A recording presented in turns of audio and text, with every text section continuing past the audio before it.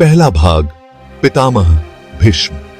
भीष्म एक ऐसा नाम जो ईमानदारी, वीरता और अटूट प्रतिज्ञा का प्रतीक है। महाभारत के विशाल युद्ध में महत्वाकांक्षा, प्रेम और युद्ध के बवंडर के बीच वे धर्म के प्रकाश स्तंभ की तरह खड़े आए। उनका जीवन कर्तव्य की जटिलताओं और शपथ की शक्ति का प्रमाण है, जो सदियों बाद भी पाठकों को प्रेरित करता है। देवव्रत के रूप में जन्मे वे राजा शांतनु और देवी गंगा के पुत्र थे। अपनी मां से उन्हें असीम शक्ति और दिव्य अस्त्रों का ज्ञान विरासत में मिला। अपने पिता से उन्हें हस्तिनापुर राज्य के प्रति गहरा प्रेम मिला। हालांकि नियति ने देवव्रत के लिए कुछ और ही सोच रखा था। उनका मार्ग त्याग और अटूट भक्ति से प्रशस्त थे। वे भीष्म बनेंगे, वह जो दुर्जेय प्रतिज्ञा लेंगे, एक ऐसी प्रतिज्ञा जो उनके भाग्य और हस्तिनापुर के भविष्य को आकार देगी। दूसरा भाग, एक वादे का भार।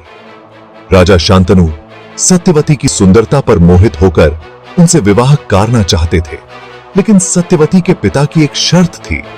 हस्तिनापुर के सिंहासन का उत्तराधिकारी उनका पोता होगा, शांतनु का पुत्र नहीं।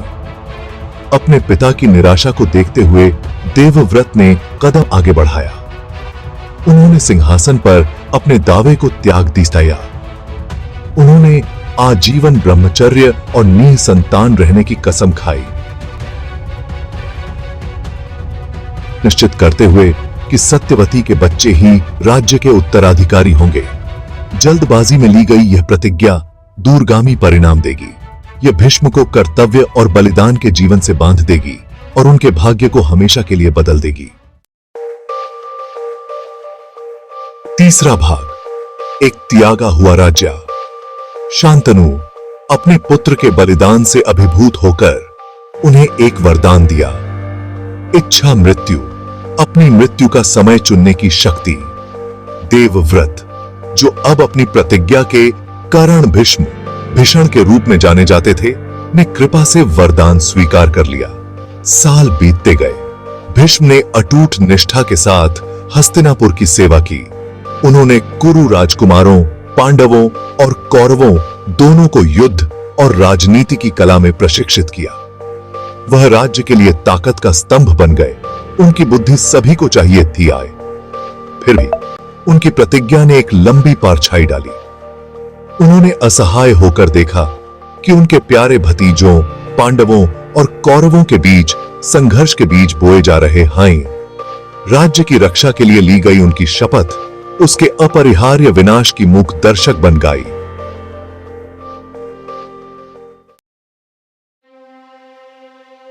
चौथा भाग, कर्तव्य और भक्ति। पांडवों और कौरवों के बीच संघर्ष बढ़ता गया, जिसका समापन विनाशकारी कुरुक्षेत्र युद्ध में हुआ। हस्तिनापुर के सिंहासन की सेवा के लिए अपनी शपथ से बंधे भीष्म कौरवों की तरफ से लड़ने के लिए मजबूर हो गए, जबकि उनका हृदय धर्मी पांडवों के साथ था। वह युद्ध के मैदान में एक दुर्जेय योद्धा बन गए। उनका कौशल अद्वितीय था। 10 दिनों तक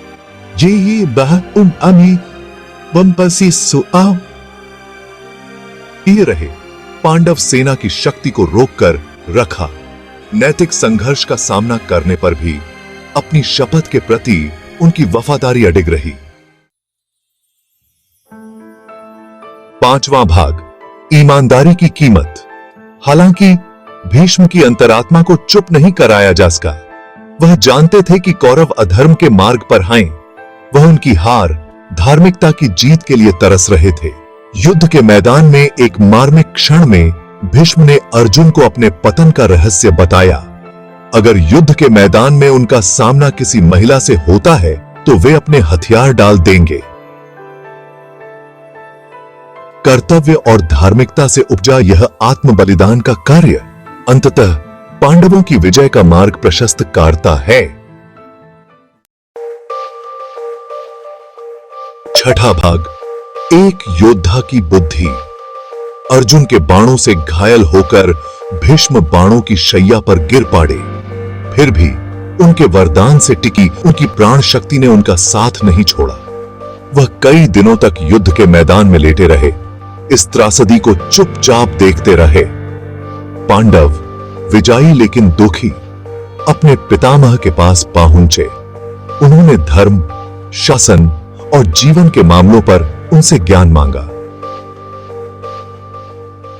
भीष्म ने अपने अंतिम क्षणों में अपना विशाल ज्ञान साझा करते हुए उन्हें धार्मिक जीवन और राजनीति का सार बताया।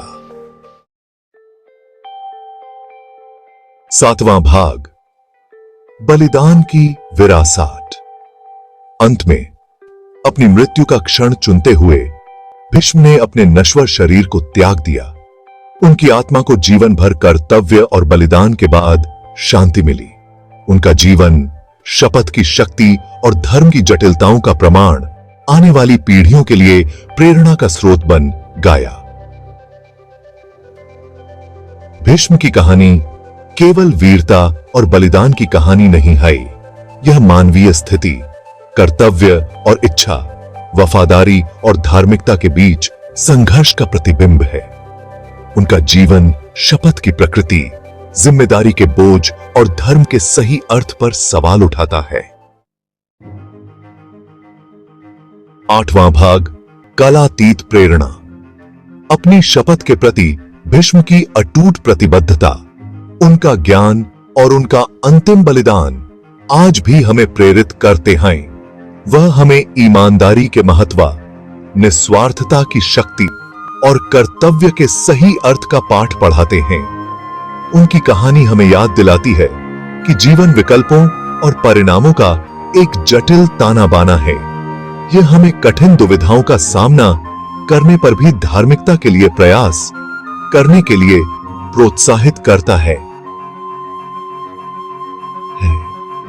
समय के इतिहास में अंकित भीष्म की विरासत हमें उद्देश्य और अर्थपूर्ण जीवन जीने के लिए प्रेरित